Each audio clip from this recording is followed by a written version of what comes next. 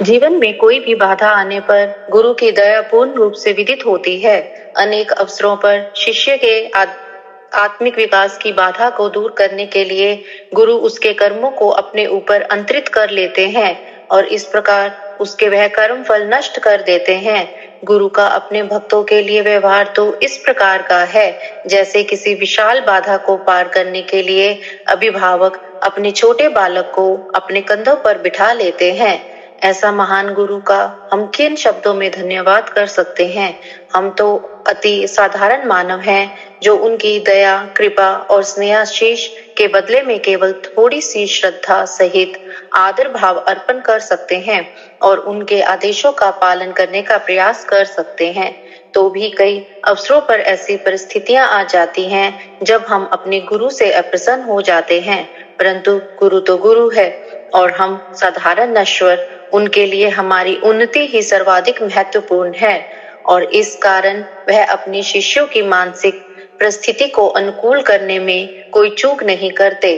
भले ही शिष्य उनके इस कठोर व्यवहार से अपनी कृत्रिम शक्तियों का हास होते देखकर शिथिल पड़ जाएं, गुरु तो उसका भला चाह रहे होते हैं। उन्हें इन सांसारिक बातों से कोई अंतर नहीं पड़ता है कि उनके द्वारा अपना अभिमान नष्ट होते जानकर उनका शिष्य कितना विचलित हो रहा है। वह उसे सुमार्ग पर आगे बढ़ाने की अपनी चेष्टा बनाए रखते हैं। ऐसे जटिल क्षणों में अपनी प्रवृत्ति परिवर्तित होते जानकर कई अवसरों पर भक्त क्षीण पड़ जाता है या मानसिक संतुलन खो बैठता है, किंतु उसके लिए इतना आभास पर्याप्त है कि गुरु उसके लिए कितना अधिक प्रयास कर रहे हैं। गुरु की एकमात्र रुचि स्वार्थ से बंधे हुए अन्य संबंधों के विपरीत भक्त की प्रगति में होती है। उनका भी एक स्वार्थ है, उसको परमात्मा की ओर ले जाने का। इसके लिए उन्हें कितने भी कठिन से कठिन कार्य करने हो, भक्त के कर्मों को समाप्त करना हो, उसे स्वास्थ्य लाभ देना हो या उसका कोई अन्य कार्य फलीभूत करना हो, यह सब तो गुरु के व्यक्तिगत विश्लेषण पर निर्भर करता है। मुख्य प्रक्रिया तो उस सच्चिदानंद प्राप्ति की है जिसके लिए अन्य सब कारण बन जाते हैं। गुरु अपने अनुयायियों को इस यात्रा के लिए सुदृढ़ करने में अत्यधिक शक्ति एवं समय का व्यय करते हैं। परम प्राप्ति की यह यात्रा कोई सरल कार्य नहीं है, न ही आत्मिक ज्ञान का बोध जीवन दर्शन का कोई सरल पाठ है, न ही यह कोई श्रृंगार है जिसे धारण कर आपका व्यक्तित्व इस समाज में और आकर्षक हो जाएगा, न ही यह ऐसा धार्मिक संस्कार है जिन्हें पूरा कर हम संतोष कर लें और ईश्वर प्राप्ति का मार्ग प्रशस्त हो जाएगा। यह ऐसी कोई यात्रा भी नहीं है जिस पर थोड़ी ही दूर चलकर आप रुक जाएं और कह सके कि आपने अपनी जीवन का गंतव्य प्राप्त कर लिया है। एक बार गुरु का गुरुत्व स्वीकार कर लेने के पश्चात आपको उसी मार्ग पर वहां तक चलते रहना होगा जहां तक वह आपको ले जाए। उस परम ज्ञान की प्राप्ति के लिए गुरु ही एकमात्र साधन है। वह तो दिव्यत्व की सीढ़ियों पर चढ़ाने वाले पथ प्रदर्शक हैं। वह ही आत्मज्ञान का बोध कराते हैं। उनके पास प्रत्येक बाधा से निकलने की योजना है, भले ही भीड़ से बचकर निकलना हो या आपसी संबंध किसी प्रकार के हों। यह बात गौण है कि वह आपसे हंसकर बात कर रहे हैं या गंभीरता से कोई महत्वपूर्ण विवरण सुना रहे हैं। हर क्षण आदि से अंत तक वह गुरु ही रहेंगे। उन्हें संतुष्ट कर प्रसन्न कर ही भक्त अपने गंतव्य तक पहुंचने में सफल हो सकता है। आप कदापि गुरु का अनुकरण करने का प्रयास ना करें। आदि शंकराचार्य से संबंधित एक रुचिकर घटना है। उनका एक शिष्य सदा उनके प्रत्येक भाव का अनुकरण करता था। एक तीर्थ यात्रा में जब उन्होंने एक ग्राम में रुककर एक कृषक से मदिरा ग्रहण कर पी तो उस शिष्य ने भी अत्यंत उत्साहपूर्वक उनका अनुसरण किया। कुछ दूर जाने पर वेदाज्ञ एक ऐसे स्थान पर रुके जहां लौ पिघलाया जा रहा था। उन्होंने वहां पर उपस्थित एक कर्मी से अनुग्रह कर पिघला हुआ लौ अपने हस्त कुंडल में स्वीकार किया और एक लंबा घूंट लेकर पी गए। अब वह शिष्य सकते में आ गया कि यह कार्य करने में वह असमर्थ था। इसमें कोई संशय नहीं कि गुरु के आदेश का पालन मन, कर्म और वचन, मनसा वाचा कर्मणा से करना आवश्यक है। फिर भी शिष्य अपने आप को किसी भी परिस्थिति में गुरु के स्थान पर आसीन होने की कल्पना ना करे। इससे कहीं अधिक आनंद गुरु को प्रेम पूर्वक याद करने में है। इस प्रकार गुरु शिष्य के संबंधों को अत्यंत बल प्राप्ति होती है। आध्यात्मिक रूप से गुरु के पास हमारे कृत्रिम अहम को नष्ट करने के शस्त्र हैं, किंतु जब तक आप निर्भीक होकर अनावृत होने पर तत्पर नहीं हैं, गुरु की पूरी कृपा पाने में भी असमर्थ ही रहेंगे। आप यह भी मत कहिए कि आप उनका पूर्ण रूप से अनुगमन करते हैं। यह तो निश्चित है कि गुरु के समीप आने पर आपको निरंतर अपनी ऐसी अस्वाभाविकता की अनुभूति होगी या ऐसी परिस्थितियां उत्पन्न होगी जिनसे आपके मन और अहम को गहरी चोट पहुंचेगी। यह भी संभव है कि गुरु शरण में आने के पश्चात उनकी कृपा, दया, आशीर्वाद के छोटे छोटे से लक्षण भी समाप्त हो जाएं, किंतु यह सब अस्थायी चरण है। गुरु का बड़प्पन तो इसी में है कि वह हमें हमारी तत्कालीन अवस्था में स्वीकार कर लेते हैं, सब अवगुण सहित हमारे सब दोषों को भी प्रेम से स्वीकार कर लेते हैं। अपनी शरण में किसी के भी आने के लिए कोई प्रतिबंध नहीं लगाते हैं। सर्वरूपेण परिपूर्ण सच्चिदानंद में आसक्त उन्हें न किसी उपहार की आकांक्षा है, न किसी भौतिक वस्तु की कामना। उनकी दृष्टि सब पर एक समान है। वह कभी कोई पक्षपात या भेदभाव नहीं करते हैं। असीम आकाश की भांति किसी को भी स्पर्श किए बिना वह सब भक्तों को अपना आलिंगन अर्पित करते हैं। वह तो शाश्वत निसत्य शिव के साक्षी सर्वज्ञाता है। देखती उनकी निर्भीक स्थिर दृष्टि में प्रत्येक अनुयायी के मन में उत्पन्न हो रहे प्रत्येक भाव को समझने की शक्ति है।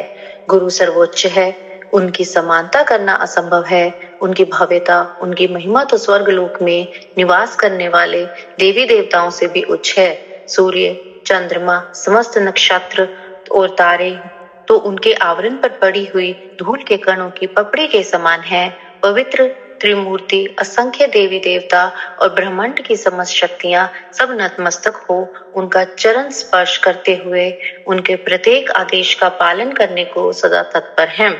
गुरु स्वयं परमात्मा है, गुरु शिव है। शिव पुराण में एक उल्लेख आता है जहां ब्रह्मा शिव से निवेदन करते हैं कि सब प्राणियों को नश्वरता के अधीन रखा जाए।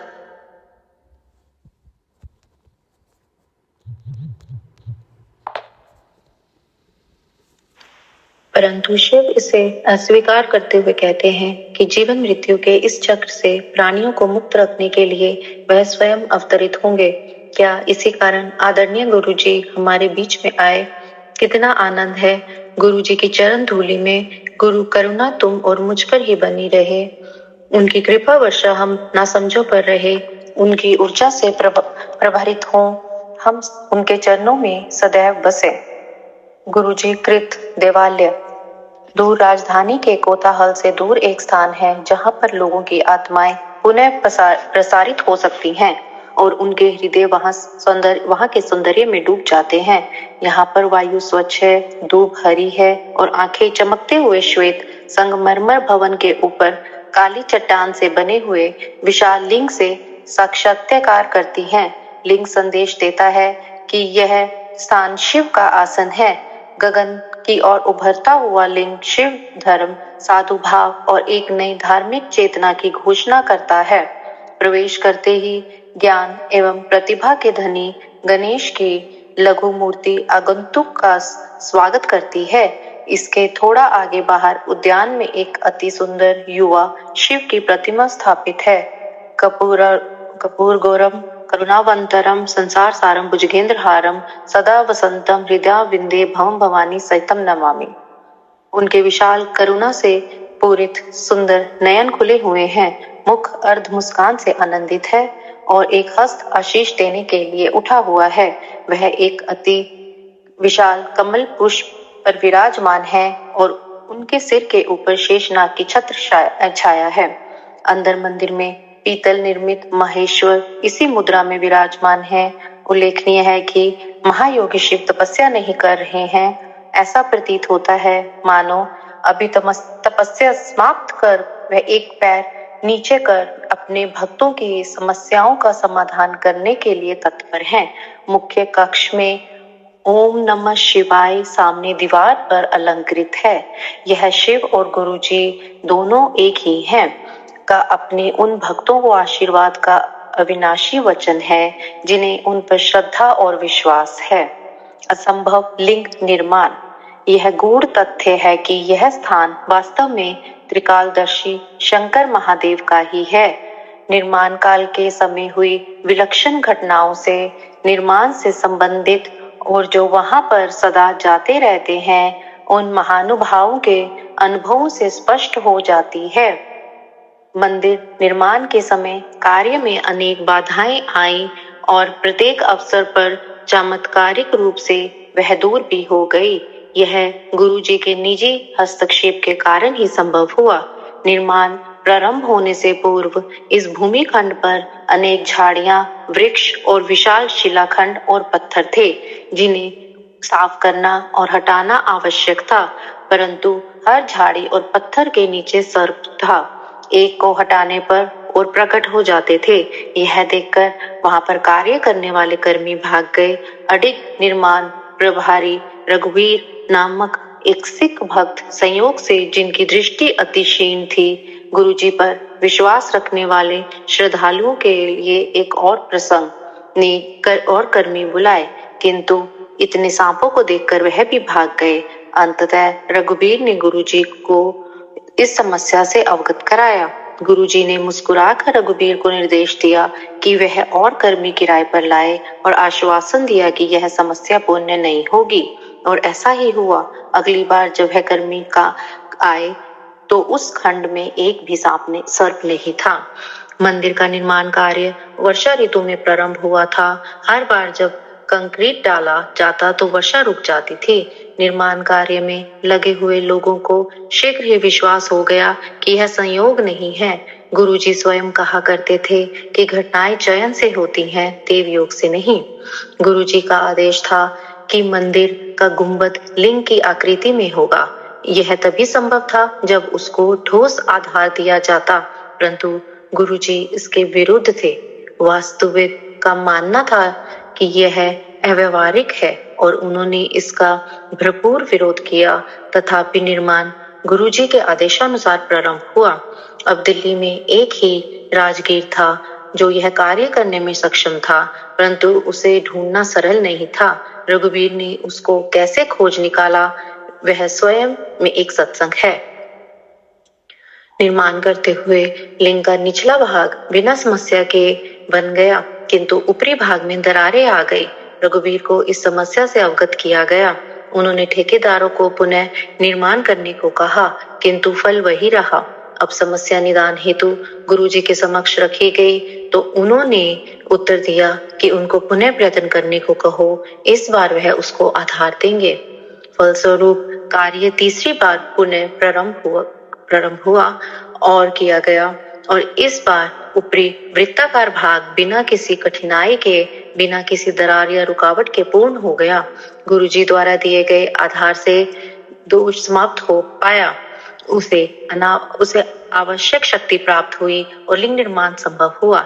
यह वास्तव में अचरज की बात है कि गुरुजी की अलौकिक शक्ति किस प्रकार से हम इस संरचना को संभाले हुए है।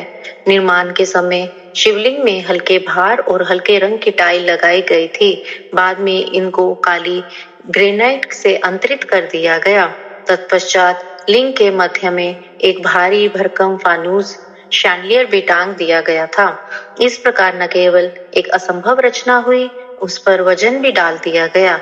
वह गुरुजी की कृपा ही है जिसके कारण लिंग अपने स्थान पर इस विश्व के भौतिक नियमों के प्रतिकूल आज भी स्थिर है।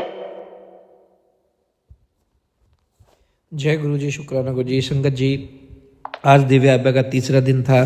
संगत जी, आज भी बहुत अच्छी चीज़ें हमें जानने को मिली। जय गुरु जी, शुक्राना गुरु जी, अनंतम अनंतम शुक्राना।